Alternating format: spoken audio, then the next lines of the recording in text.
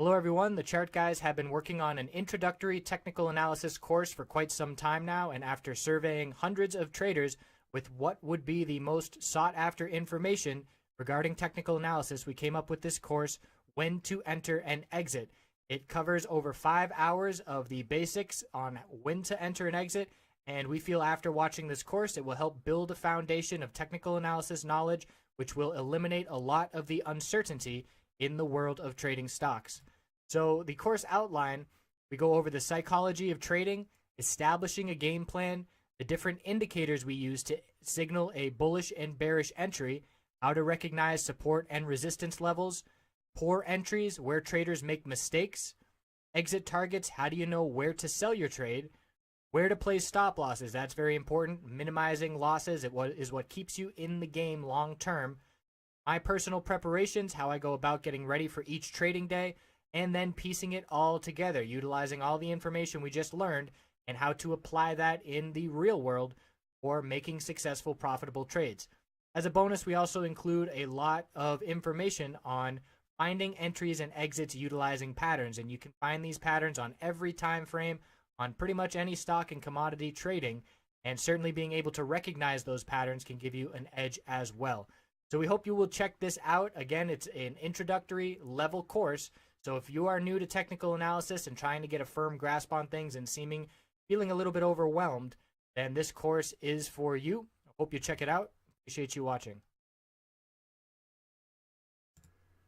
Hey everyone, hope you're having a good long weekend looking at SPY on the daily and weekly time frame. And after the bulls bought the dip on Thursday, closed up near the high of the day, and we saw some nice continuation on Friday to end the week.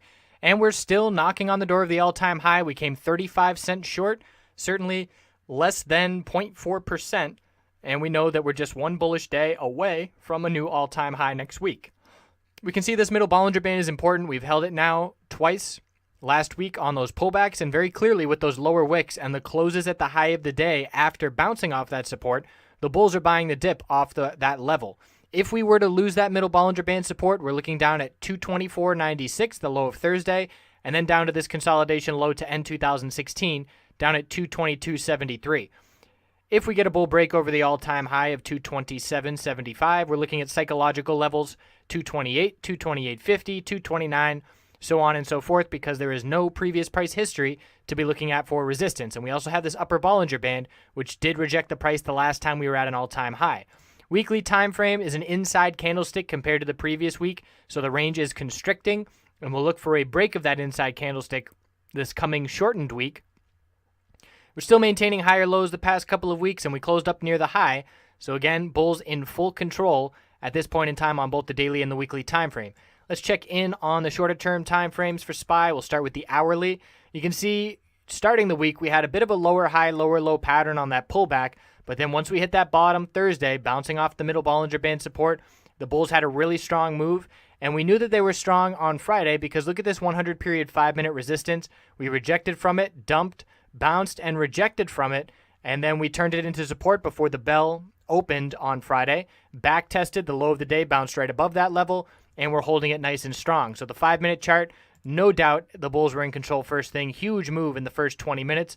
And then we consolidated the most of the rest of the day for the next few hours, but it was a very tight range and low volume. Certainly looked like traders were exiting for the long weekend a bit early, and there was not much bullish opportunity after we hit that initial first 20-minute move to the upside. But there were plenty of individual names that remained strong, and Tesla, Amazon, Facebook, all these names, are going to be doing a bunch of them covered in individual videos. But there are a lot of daily charts set up for the bulls, and with the market on the brink of all-time highs, those bulls could get some nice momentum towards the upside to continue the very bullish daily charts that we see. There's bull flags everywhere out there, and I will likely do a video specific onto the bull flag setups. So I appreciate you watching, and I will see you Tuesday.